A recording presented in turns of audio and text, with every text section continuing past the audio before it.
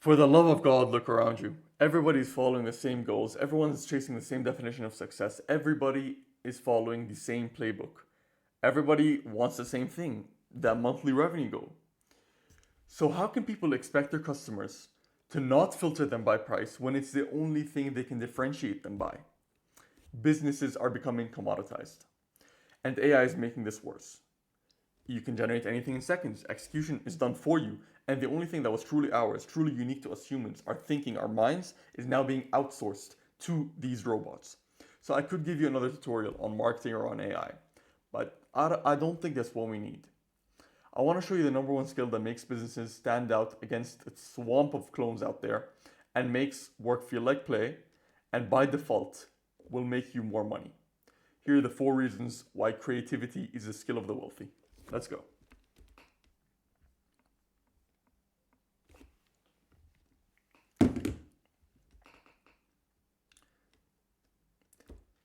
Number one, care. Steve Jobs once said, if you don't care about what you do, it'll show. And that is true, and I personally experienced this. I've been starting and failing businesses for the past 3 years. The number one lesson I learned is that if I don't actually care about what I'm selling, my customers can tell. Okay? When you care about something, people are more likely to buy what you sell, will want to be a part of your journey, you'll attract better talent, you'll handle more pain, and work will feel like play to you. So, think of Elon Musk, okay? He is the richest man in the world by far, and Elon has been through struggles that most people couldn't comprehend, okay? Both Tesla and SpaceX were going bankrupt, losing millions of dollars a day. The man was losing his mind, okay? He didn't let these things affect him. So, how do you do this? Why? Because of the sheer obsession and care he has towards a greater mission, making humans multiplanetary. He doesn't mind dropping billions of dollars because money isn't what he's after. He has a mission, and achieving that mission is more epic than money. Okay? So ask yourself, what's the problem I see in the world that I believe is important to fix? Fix that. Okay? It doesn't have to be something revolutionary, it has to be something that you care about and something that other people could benefit from. That is all. And if you're already in business, just ask, how can I provide more value for my clients with what I'm already doing? Okay. Number 2 is authenticity. You escape competition through authenticity. The real meaning of authenticity means to be the author of your own actions. And we can be sure that people do not display authenticity in the 21st century whatsoever. In a world where information is commoditized, where people just chase the latest trends, where AI can write, draw, build, and execute for you, where people outsource their thinking, their own minds to the robots, your biggest competitive advantage is to be unmistakably authentic, truly authentic. So, I'll give you an example here. Freud has been wanting to integrate AI into his business, so he searches for agencies to help with this transformation. So, Freud goes ahead and searches for 3 companies. He finds 3 different ones, company A, B, and C. Company A says they do AI automation for businesses. Company B, implementing AI automation for businesses. Company C, helping businesses implement AI. Well, very good. So Freud goes onto their website so he can find what they're actually offering. So he scrolls down, and what does Freud see? Company A, the 3-step system to automate your business. Company B, the 3-step automation mechanism. Company C, the 3-step process to automating your business. Freud's down on the edge. He's pissed off. So he goes and books a call with them to find out more about how they can help. What does Freud say? Company A, book your free AI audit. Company B, 30-minute AI audit, free. Company C, claim my free AI audit. We can be sure that Freud has lost his mind. Okay? Why? Because he's just seeing more of the same. There isn't anything different about them. Okay? Obviously, they're just saying the same thing with a different flavor. That's about it. Now, this would be Freud. Okay, now let's say Freud gets on a call with all 3 of them. What will Freud filter them by? Their positioning, their offering, their ability to solve the problem? No, the only thing they have left is price. And down go company A, B, and C to a race to the bottom. So by choosing to be authentic, by choosing to not blend in, by choosing to actually stand out from your competition, You separate yourself from competition, you become unmistakably the right choice for your customers, and they'll be willing to pay you a lot more and keep coming. Number three is different. Humans crave novelty. We love something new, it's exciting, it gets us curious. Yeah.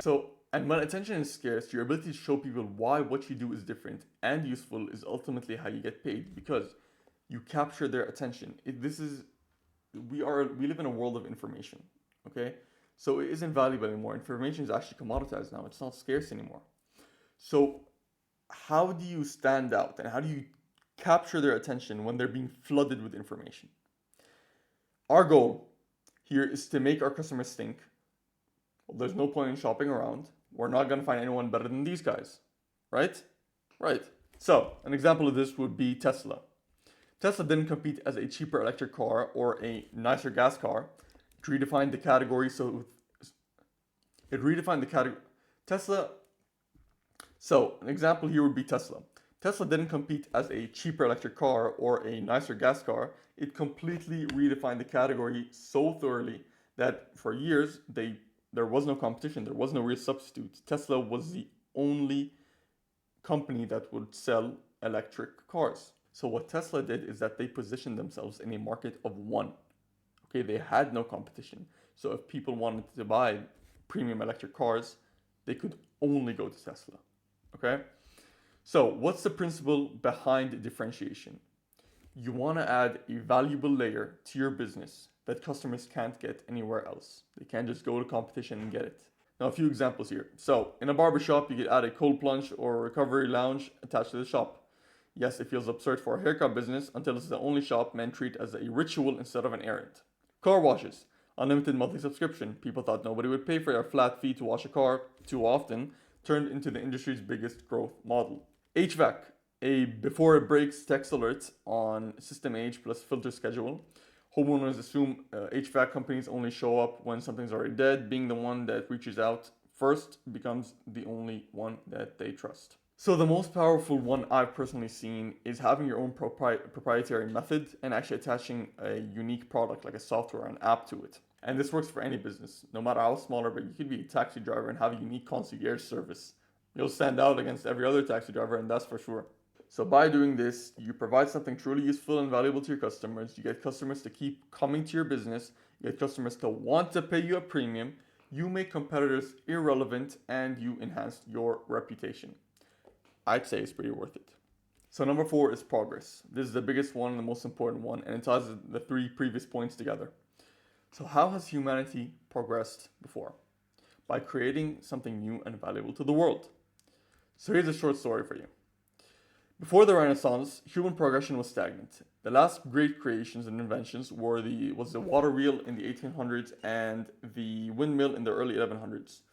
There were no new inventions, there were no new discoveries, no new innovations. Everything has been the same for a long time, okay? So the actual meaning of Renaissance is a combination of 2 French words, one meaning to revive and one meaning birth. So with the introduction of the Renaissance, the ideal of human power, capability, and potential was reborn.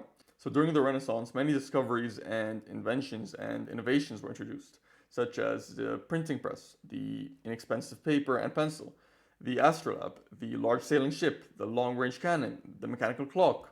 And many of these innovations and inventions were fueled by one thing: entrepreneurial spirit. In 2026, we've got a lot of entrepreneurial spirit. We got many founders, we got many entrepreneurs all around the world. It's amazing, it's incredible, okay? But we're losing the thing that made these innovations and inventions possible: the creative mind. So I want to mention this again. Everybody is abiding by the same definition of success and is just following what is trending and popular. Everyone has the same goals. There is no uniqueness in what they want. If you ask anyone, they just want that next revenue goal and they want a paycheck. The reason they're building what they're building is just to make a quick buck. That is it. There is no uniqueness in it. And now with AI, people are just outsourcing more of their thinking to the robot, which was originally built based off of previous human knowledge. So what is it that we need? Creativity. Looking to solve problems you believe are important to fix in the world. This doesn't have to be the introduction of the next technological advancement, okay? It doesn't have to be revolutionary. It can be an advancement in your industry, creating something new that your industry lacks, taking an idea from another domain and applying it to your own, making something new in your market. Okay? You don't have to be the next Da Vinci. You just have to create. All you need to do is build something you truly care about, stay true to your authentic self, build something that is useful and valuable to others, and humanity will progress. Plus, you'll become irreplaceable, you'll become insanely wealthy, and you'll actually feel proud knowing that you're contributing to a meaningful cause. So this is my message to the founders and entrepreneurs out there: to create. It'll be the most important skill in the future, in the post-AI world, and you'll do work that you love, you'll provide more value, you'll make a lot more money, you'll help more people, and you'll feel fulfilled and do something that you care and love about, and knowing that you're contributing to a greater purpose and a greater cause. So, create.